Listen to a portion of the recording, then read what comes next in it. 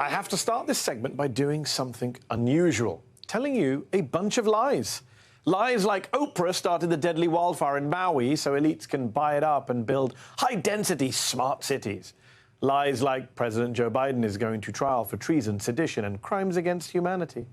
Or lies like globalists want to put COVID vaccines in the water supply. And they want to lock down the unvaccinated all winter. And they want to ban you from eating meat or dairy or buying beer or new clothes or cars. Those are all false memes, packets of disinformation that are meant to undermine your faith in American institutions. And they have spread on social media in just the past few weeks. And in plenty of cases, they're fueled by Republican politicians and right-wing TV. That's nothing new, you'll say. We were living with far-right lies and propaganda even before Donald Trump made them a cottage industry and the cornerstone of his personality cult, where up is down, black is white, fair elections are rigged by Soros-funded officials, insurrections are peaceful love-ins, and turning yourself into the authorities to face charges is never surrendering. As Jennifer Mercia, a scholar of rhetoric, wrote in her 2020 book, Demagogue for President, quote, Trump used language strategically to attack the American public sphere and the political process and to prevent himself from being held accountable for his words and actions. Whether we think of Trump as a hero or villain, he's probably the most successful demagogue in American history. Mercia even developed her research into a 28-page written statement on Trump's demagoguery to the House January 6 committee. But even as the long arm of the law seems to be catching up to Donald J. Trump, something is changing. The flow and the reach of these lies is getting worse. That's partly because of Elon Musk and the website formerly known as Twitter, who has let Trump back on the platform while banning journalists he doesn't like and opening the floodgates for misinformation on COVID, climate, trans rights, and whatever you want to call Tucker Carlson's new gig. Over Labor Day weekend, Musk replied approvingly to a clip of far-right conspiracy theorist Alex Jones calling the Anti-Defamation League, quote, the most pro-Hitler organization I've ever seen. Musk went on to blame the ADL for scaring off Twitter or X's advertisers. Quote, the ADL has been trying to kill this platform by falsely accusing it and me of being anti-Semitic. Yes, it can't be the mercurial owner's manic and self-destructive diktats that are alienating advertisers. It must be an orchestrated media effort by a Jewish civil rights group. Nothing says, I'm against anti-Semitism like a media conspiracy about how Jews are out to get you. Under Musk, Twitter has become a font of misinformation and disinformation. Thing is, even Facebook, Instagram and YouTube are now kind of following Musk's lead, accepting deceptive political ads again and backing away from content moderation. And yet, so many of my colleagues in the media are still trying to report on this landscape, this hellscape, as if it's just politics as normal. It's not.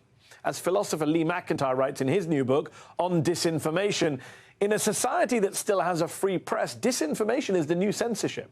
The goal is not merely to get people to believe any particular false claim, but to so demoralize them with a tsunami of falsehoods that they begin to give up on the idea that the truth can be known at all. Conservatives aren't trying to persuade you, they're trying to undermine truth, to spread fear and uncertainty and doubt, to bind the perplexed to a strong authoritarian leader.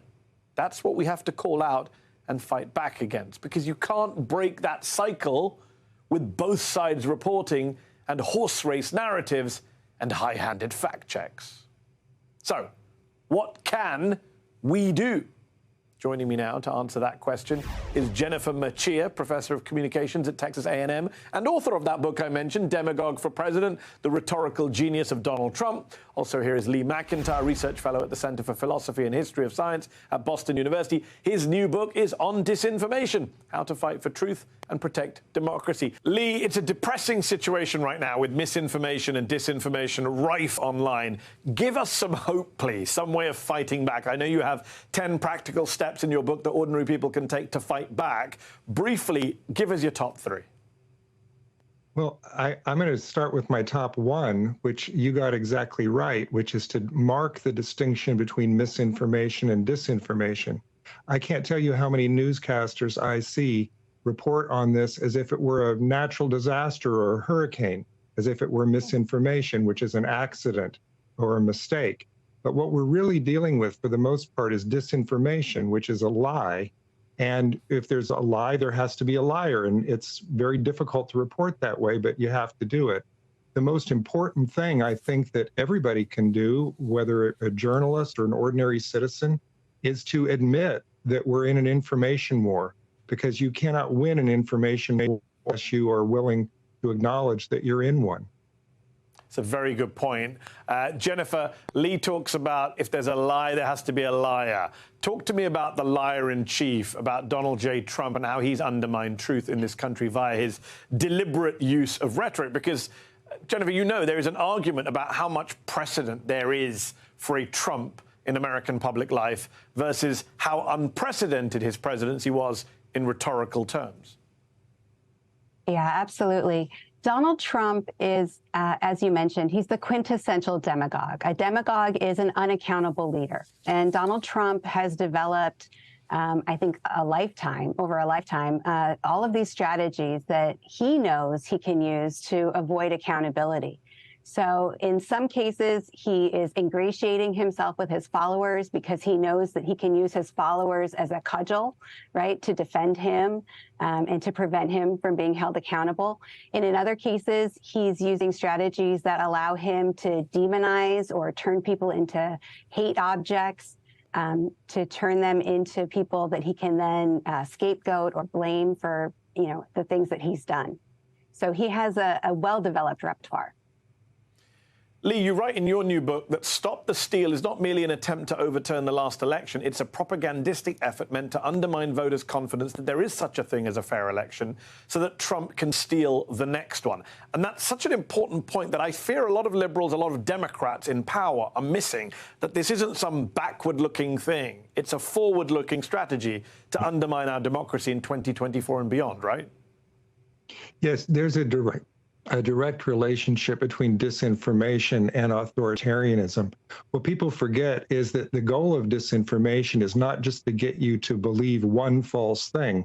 It's to erode your trust in people on the other side, so that, a secondary goal of disinformation is to polarize you, maybe to make you distrust or even hate the people on the other side, so that you're not going to believe them about the particular falsehood, but even any other falsehoods. And so you begin to just be in this silo. And the third goal, which is you just alluded to before, Jennifer just alluded to it before, is that disinformation is meant to confuse you. It's meant to make you feel cynical so that there can be no blame or accountability. It's a very good point. Jennifer, you have focused a great deal on Donald Trump's role in spreading demagoguery and disinformation, but I wonder whether today, especially after his recent behavior online, Elon Musk actually now holds the title for king of disinformation, of conspiracism, of online bullying. You mentioned Trump's cudgel. Well, Musk wields an equally big online cudgel, and he becomes Trumpier by the week, does he not?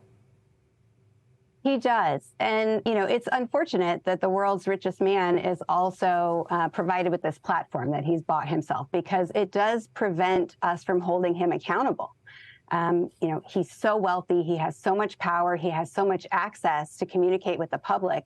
And like Trump, he wields that like a cudgel. He gathers followers. He, attacks others and has the followers attack. It's incredibly dangerous. It's incredibly authoritarian. And it's very, very anti-democratic, unfortunately. Indeed. And I've got to ask, Jennifer, we now have a lot of mini-Trumps aping his rhetorical tactics, his attacks on the media, his brazen denial of what he said, even when it's on tape or on Twitter. Jennifer, have a watch of a clip from my interview with Vivek Ramaswamy from earlier on this show. You keep saying what you would have done. I just want to hear from your mouth. No, unless you're scared of him, why won't you say what he did that was downright abhorrent? I'm not going to let you stitch. You're stitching together three things from three different places to create a caricature. Do you want what Trump did last week to have an actual conversation? Yes, I want you to answer my question, Vivek. Three times I've asked it. What did Trump do that was downright abhorrent? It's a simple question. It's your words. It's on screen. What did he do that was downright abhorrent? I believe that failing to unite this country falls short of what a true leader ought to do. That is why I'm in this race, is to do things differently than any prior president has done them.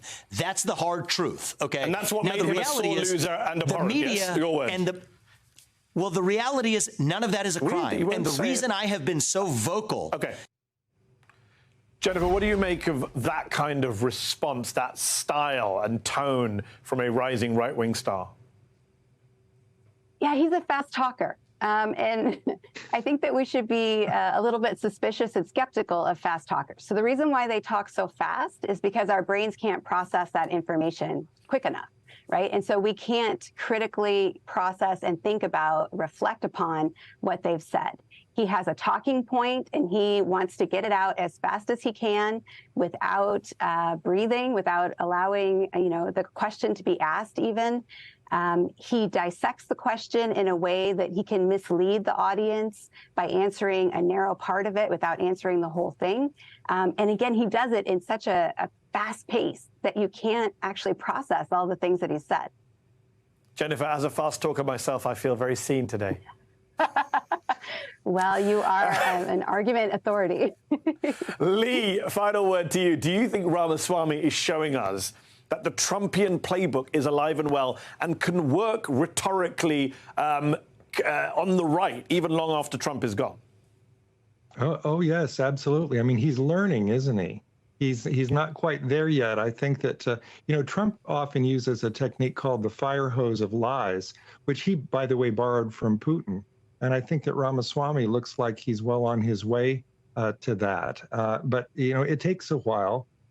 Sometimes people are disinformers. Sometimes they're just unwitting accomplices. But it sounds to me like there's a problem there because he's already a denier about climate change. And that was the pathway for becoming a reality denier. That's the path that Trump took before he started to deny the results of the 2020 election. Well, interestingly, of course, he says he's not a climate change denier. He's a denier of the climate change agenda, which tells you everything about his rhetorical skills. Jennifer Machear's book is titled Demagogue for President, The Rhetorical Genius of Donald Trump. And Lee McEntire's book is called On Disinformation, How to Fight for Truth and Protect Democracy. Thank you both for being with me today. Appreciate it.